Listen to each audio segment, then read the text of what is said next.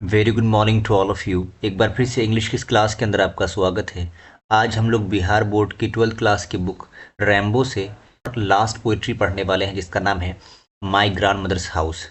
ये बहुत ही इंटरेस्टिंग और बहुत ही आसान पोइट्री है। आसान लफ्ज़ों में इसको समझेंगे। तो चलिए शुरू करते हैं थोड़ा पोएट के बारे में। क्लास शुरू करने से पहले एक आपसे छोटी सी गुजारिश, अगर आप पहली बार हमारे चैनल पर विजिट कर रहे हैं तो प्लीज़ चैनल को सब्सक्राइब करिए। इससे हमारी बहुत हौसला अफजाई होती है और साथ ही बेल आइकन भी दबा दीजिए। बहुत शुक्रिया। तो चलिए शुरू करते हैं आज अपनी इस क्लास को। पहले पोइट के बारे में पढ़ेंगे और फिर पोइट्री को। इनका नाम है कमला सुरैया। 31 मार्च 1934 को पैदा हुई और 2009 में इनकी मृत्यु हुई, वफात हुई। Popularly known by her one time pen name, जो उनका पेन नेम था जो वो लिखते वक्त इस्तेमाल करती थी, ठीक है। तो वो किस नाम से मशहूर हुई? देखिए, जो पोइट होते हैं, जो राइटर होते हैं, आमतौर से उनके दो नाम होते हैं, जो एक एक्चुअल नेम होता है और जो एक पेन नेम होता है, ठीक है, कलमी नाम जिसको हम कहते हैं। वो नाम था उनका माधवी कुट्टी, और जिस नाम से शादी की थी उनका नाम कमला दास था, ठीक है।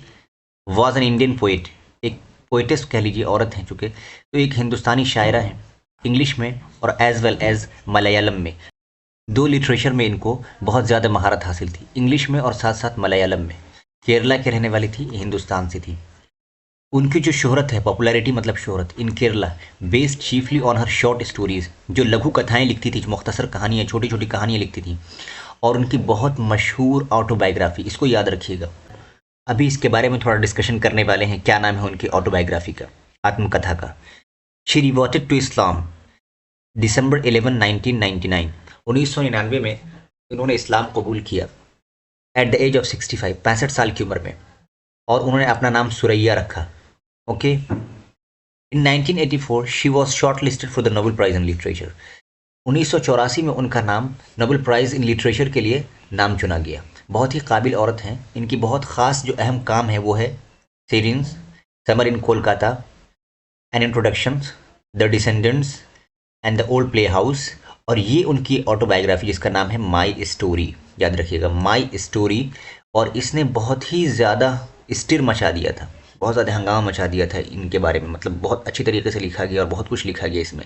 इसलिए अगर अगर आपसे एग्ज़ाम में पूछ लिया गया है कि उनकी ऑटोबायोग्राफी का नाम क्या है, तो आपने कहना है माई स्टोरी। थोड़ा मैं आपको हाईलाइटेड पॉइंट कर दूँ इस में कि आपसे क्या क्या पूछा जा सकता है एग्ज़ाम के पॉइंट ऑफ व्यू से।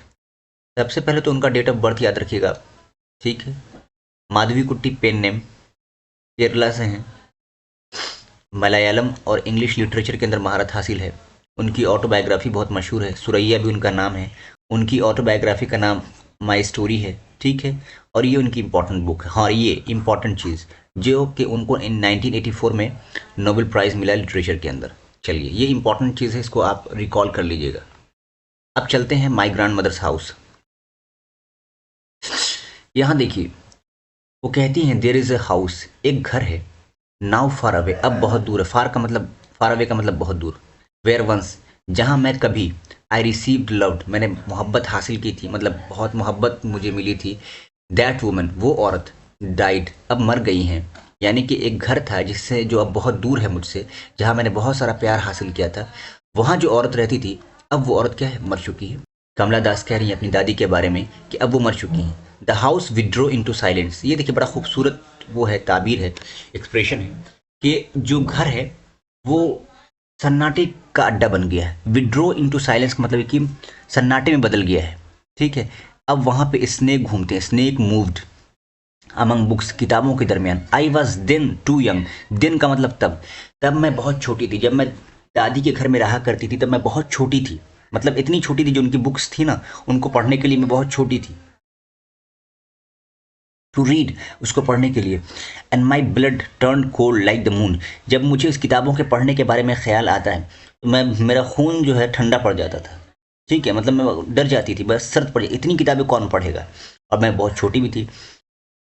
इसका एक मतलब ये भी हो सकता है कि जब भी मैं दादी के घर में जाने के बारे में सोचती हूँ तो मेरा खून चांद की तरह ठंडा पड़ जाता है, मतलब ये कि बिल्कुल सर्द पड़ जाता है हमारे खौफ की, क्योंकि वहाँ पर सांप होगा, कैसे हम जाएंगे। और एक मतलब ये भी हो सकता है कि बुक्स को कौन पढ़ता है, इसलिए भी मेरा जो है बदन ठंडा हो जाता था, मेरा खून ठंडा हो जाता था। आगे चलते हैं। आगे लिखा हुआ how often I think of going, कितनी ही बार, हाउ ऑफन का मतलब कितनी ही बार, मैंने सोचा जाने का, आई थिंक ऑफ गोइंग, मैंने जाने के बारे में सोचा। डेयर टू पियर थ्रू, देखिए ये जो एक्सप्रेशन है इस पर थोड़ा ध्यान दीजिएगा। पियर थ्रू का मतलब होता है से झांकना। मैं चाहती थी कि मैं झांकूं, कहाँ से झांकूं? Blind eyes of window. देखो ब्लाइंड आइज ऑफ विंडो, खिड़की की अंधी आंखें, क्या मतलब? यानी कि बंद दरवाजे से, बंद दरवाजे से मैं झांकूं। ठीक है, तो बड़ा खूबसूरत एक्सप्रेशन है, ब्लाइंड आइज ऑफ विंडो, यानी बंद दरवाजे से मैं झांकूं। क्यों? जस्ट टू लिसन, सुनने के लिए। द फ्रोजन एयर, मतलब ये कि वहाँ की हवाओं को, जमी हुई हवाओं को, यानी कि वहाँ की संगीत को, वहाँ के जो है ना गाने को, वहाँ की खामोशी को मैं सुनूं। और इन वाइल्ड डिस्पेयर, या बहुत ज़्यादा घोर निराशा में। डिस्पेयर का मतलब निराशा, वाइल्ड मतलब बहुत ज़्यादा। Pick an armful of darkness, देखिए आर्मफुल का मतलब होता है मुट्ठी भर, डार्कनेस का मतलब अंधेरा। मैं चाहती हूँ बहुत ज़्यादा, जब निराशा हो जाती है तो मैं चाहती हूँ कि मैं दादी के घर पे जाऊँ और यहाँ जो बंद दरवाजे हैं यहाँ से मैं झांकूँ। अगर नहीं झांक पाऊँ तो ये कर लूँ कि मतलब अपनी मुट्ठी भर में क्या करूँ, एक मुट्ठी अंधेरे को ले आऊँ मैं वहाँ से, यहाँ से अंधेरा उठाऊँ और ले आऊँ। Pick armful of darkness to bring it here, और मैं अपने घर पे ले आऊँ जहाँ मैं अभी रह रही हूँ। उनकी शादी हो गई है, अपने ससुराल में है वो। ठीक है, टू लाई, और मैं उसको रख दूँ बिहाइंड माई बेडरूम डोर, अपने दरवाजे के बाहर। ठीक है, लाइक ए ब्रूडिंग डॉग, देखिए ब्रूडिंग डॉग का मतलब होता है पालतू कुत्ते या रखवाले कुत्ते। यानी जैसे कि मेरे घर में एक कुत्ता है जो मेरी रखवाली करता है, मेरा ख्याल रखता है ना, दुश्मनों से बचाता है मुझे, है ना, और मुझे उसकी वजह से कोई खौफ नहीं होता है। वो भी मेरी दादी के घर से उठाए हुए मुट्ठी भर अंधेरे मेरे दरवाजे के किनारे पर मेरे ब्रूडिंग डॉग की तरह होंगे और वो मेरा ख्याल रखेंगे। बात समझ में आ रही है? बहुत ही आसान पोइट्री, बहुत ज़्यादा इसके अंदर कुछ है नहीं। लास्ट स्टैंजा देखिए, you can not believe darling. Darling का मतलब अपने शौहर से खिताब कर रही हैं कि अब तुम यकीन नहीं कर सकते हो, कभी मैं उस घर में रहा करती थी। कैन यू बिलीव, क्या तुम उसको यकीन कर सकते हो? That I lived in such house, कभी मैं ऐसे घर में रहा करती थी जहाँ सिर्फ प्यार ही प्यार था, जहाँ सिर्फ मोहब्बत थी, जहाँ सिर्फ स्नेह था, जहाँ पे कोई दुश्मनी नहीं थी, जहाँ पे कोई नाराज़गी नहीं थी। इस बात पर जो है मतलब गर्वित महसूस करती थी, गर्व महसूस करती थी कि जो है देखो मैं, मुझे कितना प्यार मिलता है और मैं कितना खुश थी, बहुत ज़्यादा मुझे प्यार मिलता था, दादी मुझे बहुत मानती थी, बहुत ज़्यादा प्यार करती थी। लेकिन अब क्या है?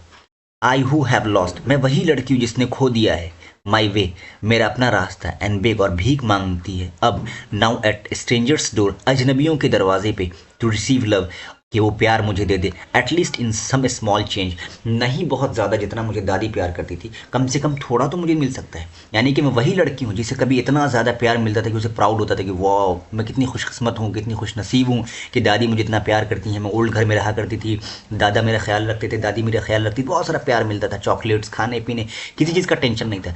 लेकिन देखो वक्त कैसे बदल गया, हालात कैसे बदल गए, जज्बात कैसे बदल गए। अब मैं वही लड़की हूँ, आई हु हैव लॉस्ट, जिसने खो दिया है माई वे, अपना रास्ता, और भीख मांगती है, मतलब अपने शौहर से, ससुराल वालों से ना, नन से, सास से, ससुर से, शौहर से, सबसे मुझे भीख मांगनी पड़ती है। क्या? मोहब्बत, कि भाई थोड़ा मुझे प्यार कर लो, थोड़ा मुझे प्यार कर लो, मेरी इज्जत कर लो, मेरा ख्याल कर लो। मैं कभी बहुत बड़े घर में रहा करती थी जहाँ मुझे बहुत ज़्यादा प्यार मिलता था। माई वे, मैं अपना रास्ता खो चुकी हूँ, और बिग, और मैं भीख मांगती है नाउ एट स्ट्रेंजर्स डोर, अजनबियों के दरवाजे पे, टू रिसीव लव, कि वो मुझे थोड़ा प्यार कर दें, थोड़ा प्यार दे दे, एटलीस्ट इन स्मॉल चेंज, नहीं उतना ज़्यादा, कम से कम थोड़ा ही तो मेरा ख्याल कर लें। बहुत ही खूबसूरत जो है पोइट्री थी जहाँ पर ख़त्म हुई। उम्मीद करता हूँ कि आपको बहुत अच्छी तरीके से समझ में आ गया हो। अगर कोई चीज़ आपको समझ में नहीं आई, आप कमेंट सेक्शन के अंदर पूछिए। Thanks for watching this video, have a good time.